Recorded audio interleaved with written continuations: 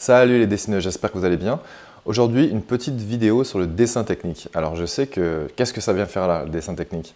Le dessin technique, il porte bien son nom parce qu'il est hyper technique justement.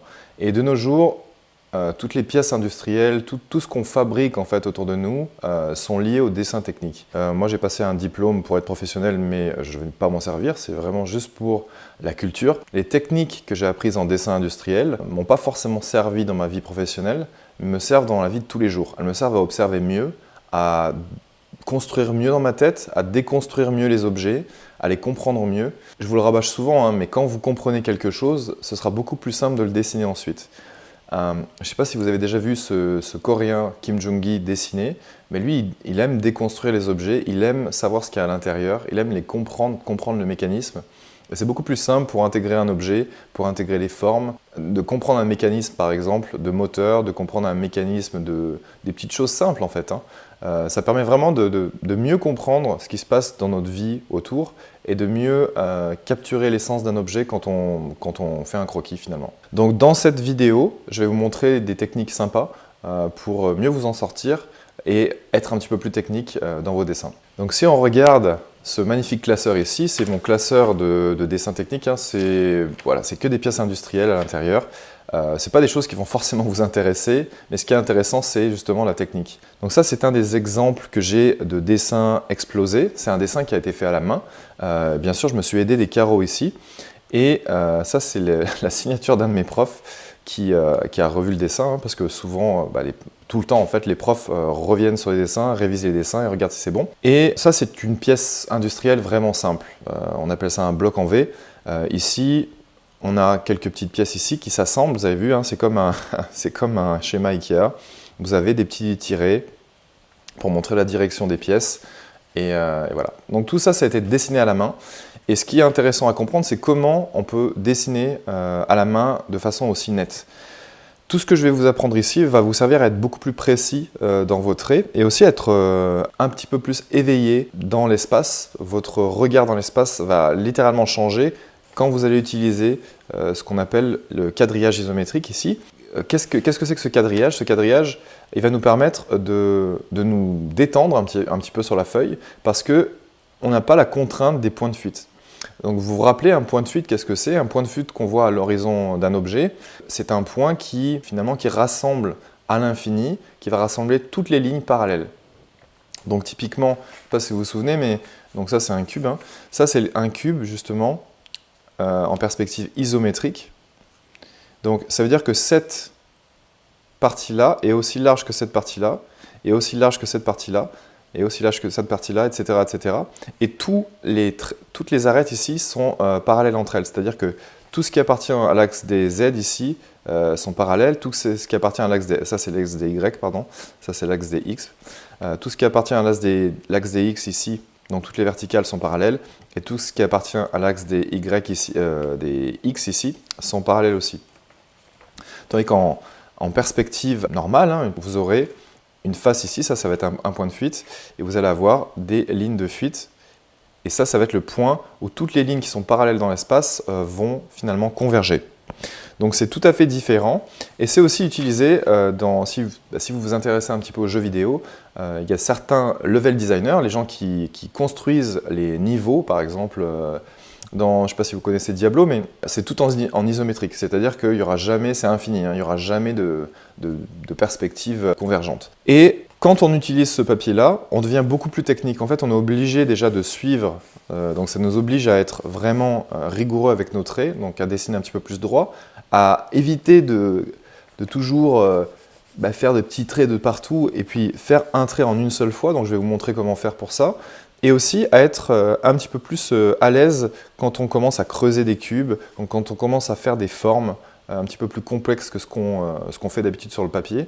Par exemple des trous, être super rigoureux dans nos ovales, dans finalement tout ce qui est cylindre en perspective. Et je vais vous montrer comment faire, notamment pour diviser des formes, pour subdiviser des formes dans cette perspective. Et si vous savez faire ça dans une perspective isométrique, vous saurez faire ça dans une perspective normale. C'est-à-dire que les principes de base sont exactement les mêmes. Par exemple, si je devais subdiviser cette forme, j'ai juste à finalement tracer les diagonales ici, là j'ai déjà subdivisé la forme en deux.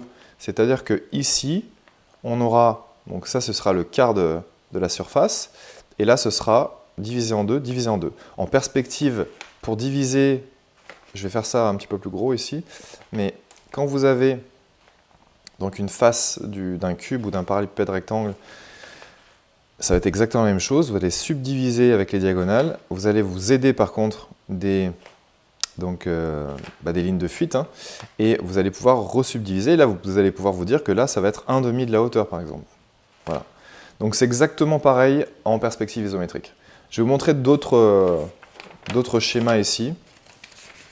Peut-être un petit peu moins compliqué que le premier ici. Donc ça, c'est quelque chose d'un petit peu plus simple. Vous avez vu comme les traits sont nets, mais si vous regardez bien ici, je ne sais pas si vous allez voir sur la vidéo, mais il y a des petits traits de construction en dessous. Donc, ce que je vous conseille, moi, c'est quand vous dessinez une construction, faites ça avec un 2H. Donc ça, c'est pour la construction. Ça vous permettra de pouvoir appuyer un petit peu plus quand vous allez passer à la clarification du dessin. Donc vous allez faire ça avec un HB. Ça, ce sera pour votre croquis normal. Et donc, il y a d'autres petites choses qu'on peut faire. Vous avez vu, là j'ai fait un ressort, hein, je veux dire, ça m'a pris un petit moment. Et j'ai dû faire des petites... pour faire les spirales comme ça, j'ai dû m'aider de formes. D'abord d'un gros parallélépipède rectangle, puis de subdiviser les formes pour que ce soit à peu près pareil. Donc là, je suis allé relativement rapidement parce que dans mon cours technique, je devais aller rapidement. Et là, vous voyez aussi qu'on voit certaines... petite construction ici, vous avez vu, j'ai subdivisé pour placer mon trou. J'ai tiré une ligne finalement qui suit ce pointillé ici et j'ai pu placer donc mes trous comme ça. Et les trous, ils suivent aussi la perspective, donc il va falloir s'aider aussi de la perspective isométrique pour faire les trous. Et donc il y a même parfois on ajoute, vous avez vu, j'utilise les diagonales aussi, là il y a des pentes. Donc ça, c'est un petit peu plus difficile, les diagonales sur un papier comme ça, mais je vais vous montrer comment s'en sortir facilement pour construire vos propres objets, vos propres même personnages, hein. Le mieux ici, c'est vraiment bien pour le level design, ou c'est vraiment bien pour inventer des objets, parce que vous pouvez partir d'un cube et creuser le cube avec une gomme. Par exemple, ici, je pourrais revenir et creuser cette forme à un moment donné pour lui rajouter un angle ou pour lui rajouter, je ne sais pas, un biseau, j'en sais rien. Donc encore d'autres formes ici. Vous avez vu, poignée dynamique, ça c'est les corrections de mes profs. Mais vous avez vu, ça c'est un des dessins les plus complexes que j'ai fait, en tout cas à la main, hein, dans ce cours, parce que sinon c'était fait sous AutoCAD ou sous SolidWorks. Hein, c'est des logiciels spécialisés dans la 3 dimensions ou dans la mise en plan. Vous avez vu, j'ai dû faire des choses un petit peu complexes, mais elles ne sont pas si complexes que ça à partir du moment où vous déconstruisez l'objet et vous vous dites de façon structurée, je vais structurer ça comme ça, je vais partir d'un parallélépipède rectangle et je vais creuser les formes à partir d'un cylindre qui est à l'intérieur de ce parallélépipède rectangle. Et donc c'est vraiment intéressant aussi pour diviser certains objets. Ça, c'est une des formes les plus difficiles à dessiner, mais quand on sait s'y prendre, en fait, c'est pas si difficile que ça. Il faut juste prendre son temps et savoir où on va finalement. Et j'étais content parce qu'à la fin du cours, mon prof Régent d'ailleurs, qui m'a corrigé tous ces dessins, m'a dit je crois que j'ai rarement vu des dessins aussi bien faits à la main. Et j'étais trop content de moi. Après, il a su par la suite que j'étais justement dessinateur. Donc, il ne savait pas que je savais faire tout ça à l'origine, mais moi c'était la première fois que je faisais des pièces comme ça. Hein. Je veux dire, voilà, ça permet vraiment de comprendre aussi comment les plaques fonctionnent, comment les mécanismes fonctionnent. C'est super intéressant. Encore un exemple de pièce ici. Vous avez vu là, c'est carrément un ressort en spirale, donc celui-là, je pense que j'en ai chié. Ici aussi, je pense que j'en ai pas mal chié pour cette forme-là. D'ailleurs, elle n'est pas terrible, mais bon, il fallait que j'avance vite, donc et voilà. Encore un petit exemple ici. Les petites goupilles qui va bien. Et ça, c'est d'autres choses que j'ai fait sur AutoCAD, etc., etc. Donc ça vous intéresse moins. Donc ce qu'on va faire ici, c'est qu'on va prendre donc, une feuille, un quadrillage de papier isométrique. Je vais zoomer un petit peu sur le dessin. Donc ça, c'est la feuille de papier isométrique que vous trouverez d'ailleurs en dessous de la vidéo. Donc c'est un lien que je vais vous laisser à disposition. Hein. C'est une trame isométrique qui est libre de droit, vous pouvez en faire ce que vous voulez, vous pouvez l'utiliser autant que vous voulez et la partager sur Internet sans aucun problème. Quand vous commencez à travailler là-dessus, moi je vous conseille déjà d'être à l'aise avec les cubes. Les verticales vont être toutes verticales sur le papier, vous pouvez prendre ici finalement ces intersections-là de forme ici, entre les carreaux. Et tout ce qui est donc Sur la largeur, ça va être comme ceci. Donc là, je peux compter les carreaux, hein. Là je vais un petit peu vite, je suis vraiment désolé. D'ailleurs, je vais vous montrer une technique pour ne pas se faire avoir, pour dévier comme ça. Vous allez faire un mouvement fantôme ici, avec les doigts. Plus la distance est grande, plus vous allez faire le mouvement fantôme, justement, plus avec les doigts, mais avec le coude. Le mouvement se fait dans le coude. Et plus vous allez faire un grand mouvement comme ça, et plus ça va se passer dans l'épaule.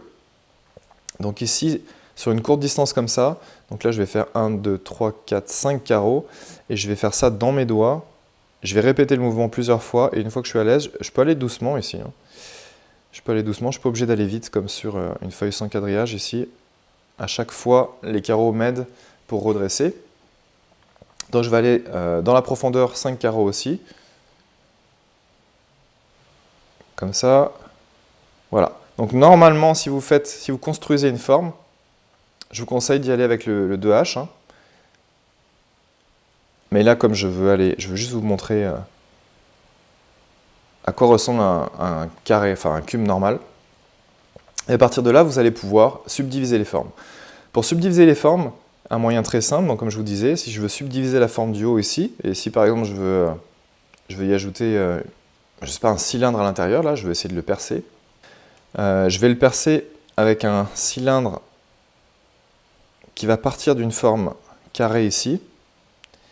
Et ce que je vais faire maintenant, c'est que je vais chercher les points de contact donc, de ces subdivisions-là. Je me donne des repères ici. Là, il y aura un point de contact donc, de l'ellipse, ici. Il y en a 1, 2, 3, 4. Sur les diagonales aussi, il va y en avoir. Donc pour trouver ces points de contact ici, je redivise avec des autres diagonales ici. Et je redivise encore une fois comme ceci. Et je sais que l'intersection des diagonales, la dernière que j'ai faite ici, le point de contact se situera juste avant. Donc ça me permet aussi de trouver les autres ici, de trouver les autres ici. Donc là, je suis juste hein, la direction des lignes. Hein. Et là, je sais que je peux percer maintenant la face du dessus en son milieu. Voilà. Donc là, je peux mettre au propre si j'ai envie. Et là, je sais que j'ai fait un trou à l'intérieur. Et cette forme-là, je vais la retrouver. Donc si je devais retrouver la même forme sur la face du dessous, qu'on n'est pas censé voir, hein, mais moi, je vous conseille de toujours dessiner tout ce que vous ne voyez pas. Vous pouvez carrément projeter ça directement sur la diagonale. Donc ce point-là est très important. Donc on va essayer de le ramener sur cette diagonale ici. Ce point-là est important. On va la ramener sur cette diagonale ici. Ce point-là, il va être par ici. Hein. Des fois, ça tombe pile poil sur la diagonale ici, donc faites attention. Vous aidez toujours des autres ici. Et après, ça va être les autres points. Donc les autres points vont se trouver là. Point de contact ici va se trouver ici. Le point de contact ici va se trouver au milieu de cette forme-là. Point de contact ici va se trouver au milieu de cette arête. Et point de contact ici au milieu de cette arête. Et donc là, vous avez l'ellipse qui forme la base du cylindre et vous pouvez rejoindre le tout en vous aidant des quadrillages ici et en vous aidant des mouvements fantômes ici pour vous échauffer la main et pour être sûr de vous et de la position de votre main ici.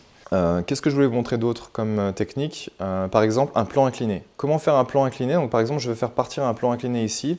On va dire qu'il va avoir 4 ou 3, allez 3 de profondeur ici et de hauteur, on va dire 7. 1, 2, 3, 4, 5, 6, 7, ok? Donc ça, vous faites ça, votre construction, très doucement. Et là, vous allez tirer un trait ici. Vous allez vous entraîner d'abord. Là, je fais un tout petit trait, tout fin, et après, je le trace. Voilà. Donc là, j'ai avancé de 3 et je suis monté de 7. Je vais faire exactement pareil de l'autre côté. Il n'y a pas besoin de refaire tout ça. En fait, il y a juste à prendre ce point ici, de le ramener ici, de prendre ce point ici, de le ramener ici. Et là, vous faites un petit point de construction ici, enfin un petit trait de construction. Et ensuite, vous tirez votre trait. Voilà, maintenant, je vais vous montrer comment dessiner une arche. Les arches, c'est aussi difficile à faire, mais il faut partir toujours de formes simples. Donc, ce que je vais faire, c'est que je vais intégrer une arche de 6 de profondeur ici et de 4 de hauteur ici. Donc je pars du milieu de ce segment Et le plus difficile maintenant, c'est de trouver les points qui passent par ici, là. Donc, je vais d'abord faire ma grande forme générale ici. Je vais sortir un peu des carreaux, mais c'est pas très grave. Je vais me donner des diagonales ici, pour être sûr.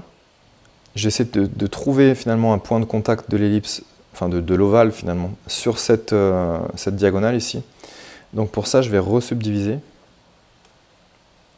Et je vais resubdiviser encore une fois.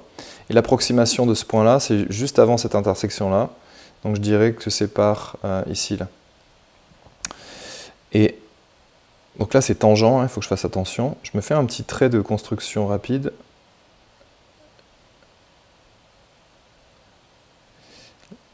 Donc ça va passer par là. Voilà. Et une fois que j'ai mon trait approximatif, là, je vais donc appuyer un peu plus.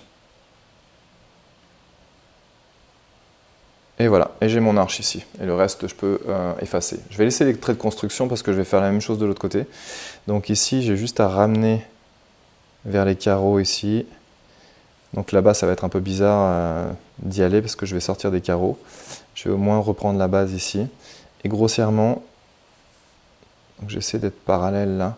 Je vais juste trouver ce point de contact ici. Voilà. Et la fin va se situer ici. Pardon, ici, là.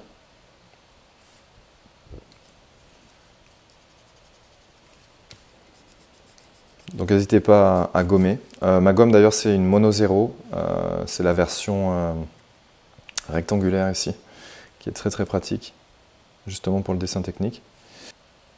Et voilà, et j'ai ma forme en symétrique maintenant dans la perspective isométrique. Donc après, rien ne vous empêche, là j'ai fait encore une erreur, rien ne vous empêche de revenir, donc ensuite, maintenant que vous avez inventé cette forme ici, vous pourrez finalement la ramener dans un logiciel, je ne sais pas, 3D par exemple, et la modéliser, ou vous pourrez le faire directement en perspective, maintenant que vous la connaissez, c'est plus facile de la dessiner en perspective normale, enfin avec des points de fuite. Et là, je peux me donner donc des lignes qui me permettent de fermer la forme ici. Donc ça, c'est le haut de la forme ici, ce trait-là. Ça, c'est l'extrémité visuelle de la forme. Voilà. Et à partir de là, après, je peux reprendre ma forme et en faire tout ce que je veux.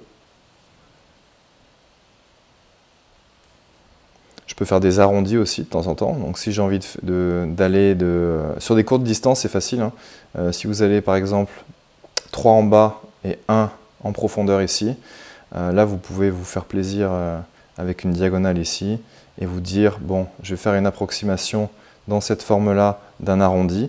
Vous pouvez tout à fait approximer sur les courtes distances ce genre de forme ici. Il n'y a aucun problème avec ça. Il faut juste comprendre ce que vous faites. Et ici, c'est sûr que là, il va y avoir, en perspective, il va y avoir aussi un trait qui va montrer la profondeur, parce qu'elle a avancé quand même de 1 en avant ici. Donc voilà grossièrement ce que vous pouvez faire. Je vous conseille de vous entraîner avec ça. C'est vraiment super fun à faire. Vous pourrez multiplier les formes à l'intérieur ici si vous avez envie, faire une arche à l'intérieur de l'arche. Essayez d'inventer vos formes avec ça. Je vous laisse vous amuser avec ça. Et puis voilà, si vous avez aimé, likez. Et je vais vous laisser sur une énigme que un de mes potes m'avait présentée il y a quelques mois. Mais il ne se rappelait plus que j'avais fait du dessin technique. Et c'est quelque chose de très classique en dessin technique. Donc je vais faire ça à l'arrière de la feuille ici. Qu'est-ce que c'est le problème? Le problème, c'est, donc sur la face de face, on va voir cette vue-là. Et vous allez essayer de deviner la forme globale. D'accord? Donc c'est un carré dans un carré. Si on regarde la forme du dessous, on va voir quelque chose comme ça aussi. Exactement la même forme. Et vous devez deviner ce que ça donne en 3 dimensions. Donc vous devez dessiner finalement en perspective isométrique quelle est cette forme finalement. Un petit indice, ce n'est pas cette forme-là. Et je sais que la plupart du temps, le réflexe c'est ça. C'est de dessiner un cube avec des trous à l'intérieur. C'est la première idée qui vient en tête en général. Donc je vais vous couper l'herbe sous le pied et je vais vous dire que c'est pas du tout ça. Alors pourquoi ce n'est pas cette forme? En fait, c'est parce que cette forme-là, de face et de façon conventionnelle, en dessin technique, vous allez avoir donc des pointillés qui vont montrer les différents trous en fait. D'accord? Et ça, c'est pas possible. En fait, elle ne peut pas être percée dans tous les sens comme ça, de toutes parts. Elle ne peut pas être percée non plus à deux endroits différents, par exemple une face, une profil, parce qu'il va quand même y avoir des pointillés, de toute manière, à un moment ou à un autre. Donc, ce n'est pas, je vous donne un indice, hein, mais ce n'est pas une forme cubique. Voilà, donc je vous laisse chercher, et puis je vais mettre peut-être la solution plus tard dans les commentaires, quand vous aurez un petit peu cherché. Les gens du métier, abstenez-vous si vous connaissez la réponse et que vous avez déjà fait ça par le passé. Laissez réfléchir un peu les autres. Et puis moi, je vous retrouve très bientôt.